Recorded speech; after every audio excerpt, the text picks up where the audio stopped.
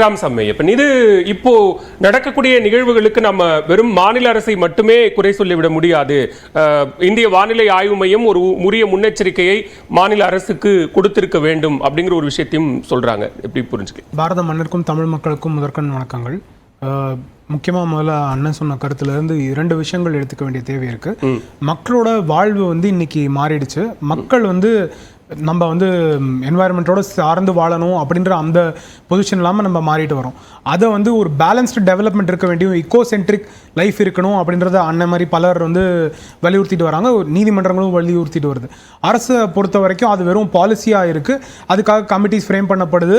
ஆனால் மக்களோ இல்லை அரசோ அதற்காக முனைப்பாக செயல்படுறதில்லை. ஏன்னா எல்லாருக்கும் இன்னைக்கு அவர்கள் வாழ்க்கை இன்னும் சுலபமாக இருக்க வேண்டியது, கன்வீனியண்ட்டாக இருக்க வேண்டியது, இன்னும் கம்ஃபர்டபுளாக இருக்க வேண்டியது அப்படின்ற தேவையை நோக்கி மக்கள் அனைவருமே போயிட்டு இருக்கோம். ஒன்றும் இல்லை, நம்ம இன்னைக்கு இருக்க இந்த ஸ்டுடியோ மாதிரி ஒரு 20 வருஷம் முன்னாடி பார்த்தீங்க அப்படின்னா அன்னைக்கும் டெலிகாஸ்ட் குவாலிட்டி நல்லா இருந்தது. இன்னைக்கு கேமரா குவாலிட்டி இம்ப்ரூவ் ஆயிருக்கு. அப்படின்றதுக்காக நம்ம நம்பர் ஆஃப் ஏர் கண்டிஷனர்ஸ் இப்போ இந்த ரூமில் எவ்வளோ இருக்குது, எவ்வளோ லைட் ரிஃப்ளெக்டர்ஸ் இருக்குது, எவ்வளோ லைட்ஸ் இருக்குது, எவ்வளோ ஃபெசிலிட்டிஸ் யூஸ் பண்ணுறோம் அப்படின்னா எவ்வளோ எலக்ட்ரிசிட்டி நம்ம ஜென்ரேட் பண்ணுறோம், இதற்கான தேவை இருக்கா இல்லையா அப்படின்ற அந்த கேள்விகள் வருது. இந்த மாதிரி ஒவ்வொரு தனி மனிதனும் நம்ம எடுத்துக்கிட்டோம் அப்படின்னா அவர்களோட இல்லத்திலேயே நம்ம முன்னாடி இருக்கிறதோட இன்னைக்கு என்ன மாதிரி பயன்பாடு இருக்குது. நான் சின்ன வயசில் இருக்கும்போது வெறும் மின்விசிறி ஃபேன் மட்டும் இருந்தால் போதும் அப்படின்ற காலகட்டம் இருக்குது. இன்னைக்கு ஆனால் நான் பணிபுரிகிற இடத்துல இருந்தெல்லாம் பார்த்தேன் அப்படின்னா ஏர் கண்டிஷனிங்கே இல்லாமல் நம்மளால் இருக்க முடியாது அப்படின்ற ஒரு சூழ்நிலை வந்த மாதிரி காலங்கள் மாறிட்டு இருக்கு. ஸோ இப்போ நம்மளோட தேவைகளுக்கு நம்ம மாற்றிட்டு இருக்கோமா, இல்லை நம்ம கன்வீனியன்ஸ்க்காக நம்ம என்வாயர்மெண்ட்டை இன்னும் டீக்ரேட் பண்ணுறோமா அப்படின்ற கேள்வி முதல்ல ஒவ்வொரு தனி மனிதனுக்கும் இருக்க வேண்டிய அவசியம் இருக்கு. அதற்கேற்ற மாதிரி பாலிசிஸை அரசு கொண்டு வரதுக்கான அரசு ஒரு விதிமுறை, நீங்க சொல்ற மாதிரி அரசு விதிமுறைகளை உருவாக்குவது அப்படின்னா அது தனிநபரனுடைய வசதிக்கு ஏற்ற மாதிரி அதை வளர்ச்சிக்கவோ அதை மாத்திக்கவோ முடியாது. இல்ல அரசு ஒரு விதிமுறைகளை உருவாக்குதுன்னா அது விதிமுறைகள் தானே. இல்ல, நான் ஒரு விஷயம் சொல்ல விரும்புறேன். அதாவது அவர் ஒட்டுமொத்த பள்ளியும் தனிநபர் மேல சுமத்துறாரு. இந்தியாவில் 79% ஒரே ஒரு சதவீத மக்கள் இருக்குது. தனிநபர் மீது சொல்லல, தனிநபர் மீது சொல்லல. நான் சொன்னது மனிதர்களுக்கு ரெஸ்பான்சிபிலிட்டி இருக்கு அப்படின்னு அண்ணனும் ஆரம்பிச்சாங்க. நானும் மனிதருக்கு அந்த மாதிரி ரெஸ்பான்சிபிலிட்டி இருக்கு அப்படின்னு சொன்னேன். அரசுக்கு எங்க இருந்து அந்த ரெஸ்பான்சிபிலிட்டி வருதுன்னா அதை நிலைப்படுத்துறதுல அது என்ன ரூல்ஸ் கொண்டு வரோம். இப்போ பில்டிங் ஃப்ரேம்வொர்க், நேஷனல் பில்டிங் பாலிசின்னு கொண்டு வந்திருக்காங்க. அந்த நேஷனல் பில்டிங் பாலிசியில எமர்ஜென்சி லைட்டிங்னு கொண்டு வந்திருக்காங்க. நம்ம நாட்டில் இத்தனை நாள் அந்த எமர்ஜென்சி லைட்டிங் பாலிசியில இப்ப தேவையில்லாம அந்த எமர்ஜென்சி லைட்டிங் பாலிசியில 24 மணி நேரம் லைட் எரிஞ்சுக்கிட்டே இருக்க வேண்டிய பில்டிங் இருக்கு. நம்ம நாட்டில் 24 மணி நேரம் லைட் இருக்க வேண்டிய பில்டிங்ஸ்க்கான அவசியமே இல்லாத இடங்கள்லாம் இருக்கு. ஆனா அந்த மாதிரி பில்டிங் பாலிசி இருக்கு. அப்ப அதெல்லாம் கேள்வி கேட்க வேண்டியதுக்கான அவசியம் இருக்கு.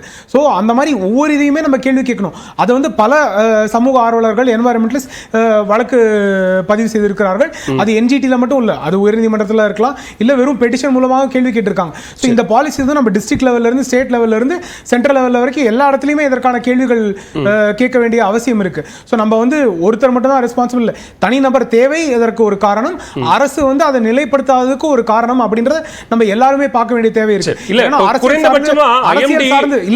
ஒரு முன்னெச்சரிக்கை நடவடிக்கை, எச்சரிக்கை முன்னெச்சரிக்கையா ஒரு இவ்வளவு கூடுதலா மழை பெய்யுங்க, நீங்க அதுக்கேற்ற மாதிரி தயாராகுங்க அப்படின்னு மாநில அரசுக்கு அல்லது மாநில வானிலை மையத்திற்கு தகவல் கொடுக்கறதுல என்ன சிக்கல் மாதிரி குற்றங்கள் சாட்டினால தான் IMD இன்னைக்கு ஒரு பிரஸ் கான்ஃபரன்ஸே கொடுத்திருக்காங்க.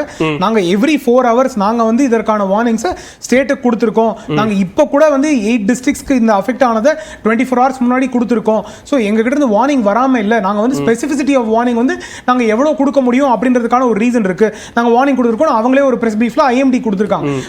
இது எப்படி புரிஞ்சுக்கணும்? எச்சரிக்கை நாங்க கொடுத்துட்டோம், கேரள அரசு இதை கவனிக்க தவறிட்டாங்க அப்படின்னு புரிஞ்சுக்கணுமா, இல்ல எச்சரிக்கையை மீறி கேரளாவில் மழை பொழிவு இருந்திருக்கிறது அப்படின்னு புரிஞ்சுக்கணும்? இதே மாதிரி தமிழ்நாட்டில் வெள்ளப்பெருக்கு வந்த பொழுதும் தரலைங்கிற குற்றச்சாட்டு வந்தது. என்ன பிரச்சனை அப்படின்னா நம்ம IMD அவங்க தான் கடவுள் மாதிரி அவங்க சொன்னாங்கன்னா இது எக்ஸாக்டா நடந்துரும். அவங்க ஒரு ப்ரெடிக்டிவ் ஏஜென்சி. அவங்க ஒரு ஃபோர்காஸ்ட் ஃபார்முலா வச்சு அவங்க ஒரு ஃபோர்காஸ்டிங் பண்றாங்க. அந்த ஃபோர்காஸ்டிங் ஒரு அக்யூரசி ஓரளவுக்கு இருக்கும். அதை தாண்டி நேச்சுரல் டிசாஸ்டர்ஸ் அப்படின்னு வரும்போது அதற்கான பில்டப் என்ன இருக்கும் அப்படின்றலாம் என்னோட கேள்வி அதுதான். நீங்க அவங்க ஒரு பிரஸ் கான்ஃபரன்ஸ் மூலமா விளக்கி இருக்காங்க அப்படின்னு சொல்றது கேரள அரசு கவனிக்க தவறியதா அல்லது நாங்க கொடுத்த கணிப்புகளையும் மீறி மழை பொழிவு இரண்டுமே. ஏன்னா வார்னிங் இருக்கு அப்படின்றபோது வார்னிங்க்கு தேவையான செயல்பாடுகள் எல்லாமே இருந்ததா அப்படின்னு பார்த்தா செயல்பாடுகள் எல்லாமே இல்ல அப்படின்றது ஒரு பிரச்சனை.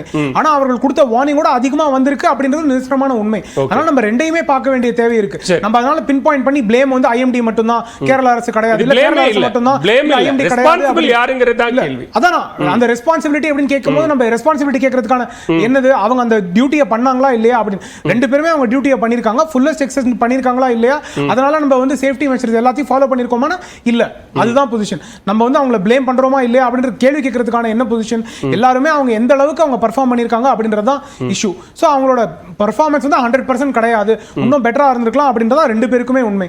ஏன் ஒன்றும் இல்லை, இப்போ என்டிஆர்எஃப் டீம் வரணும், ஸ்டேட் டிசாஸ்டர் மேனேஜ்மெண்ட் டீம் வரணும், ஸ்டேட்டோட எக்ஸாமினேஷன் டீம் வரணும், எல்லாருக்குமே மூணு இதுவுமே என்டிஆர்எஃப் பெங்களூர்ல இருந்து, சென்னையில இருந்து மரீன் இன்ஜினியர்ஸ், அதற்கப்புறம் கேரளால இருந்து லோக்கல் ஃபயர் சேஃப்டி எக்யூப்மெண்ட் எல்லாருமே ஆளுங்க அங்க வரதுக்கு நம்ம டிலே எவ்வளவு இருந்திருக்குன்னு பார்க்கணும். அந்த பிரிட்ஜ் வந்து டேமேஜ் ஆகிற அளவுக்கு நம்ம வெயிட் பண்ணதுக்கு அப்புறம் தான் இங்க இருந்து இன்ஜினியர்ஸ் போயிருக்காங்க.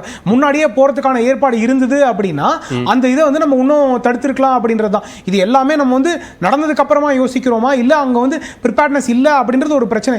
ஒன்றும் இல்லை, சாதாரண மனிதர் அளவுக்கு ப்ரிப்பேர்ட்னஸ் நம்ம ஸ்கூல்ல வந்து எத்தனை வந்து பசங்களுக்கு வந்து டிசாஸ்டருக்கு எவ்வளவு ப்ரிப்பேர்டா இருக்கணும், நம்ம என்ன மாதிரி பாடங்கள் எடுக்கிறோம், அவங்க வந்து தனியா கிளாஸ் எடுத்திருக்காங்க, எக்ஸ்ப்ளோரா இன்டர்நேஷனல் கிளாஸ் எடுக்கிறாங்க, இந்த மாதிரி தன்னார்வ நிறுவனங்கள் வந்து எடுக்கிறாங்களே தவிர நம்ம பள்ளிக்கூடத்தில் அதை பாடத்திட்டங்களை கொண்டு வரமா. சுந்தரராஜன் தொடக்கத்திலே குறிப்பிட்டாரு, இது கேரளாவில் மட்டும் நிகழல, மற்ற மாநிலங்களிலும் கூட எங்கெல்லாம் இந்த மாதிரியான இயற்கையான இடங்கள்ல ஒரு குறிப்பிட்ட அளவுக்கு மேல ஆக்கிரமிப்புகள் நடக்குது, அல்ல கட்டடங்கள் நடக்குது, பாலங்கள், டனல்ஸ் அப்படின்ற வேலைகள் எங்கெல்லாம் நடக்குதோ அங்கெல்லாமும் இந்த பிரச்சனைகள் இருக்கு அப்படிங்கிறது. அதனாலதான் நான் பாடத்திட்டங்கள் அப்படின்றது ஒரு சிலபஸ் மட்டும் நான் சொல்லி சொல்லல.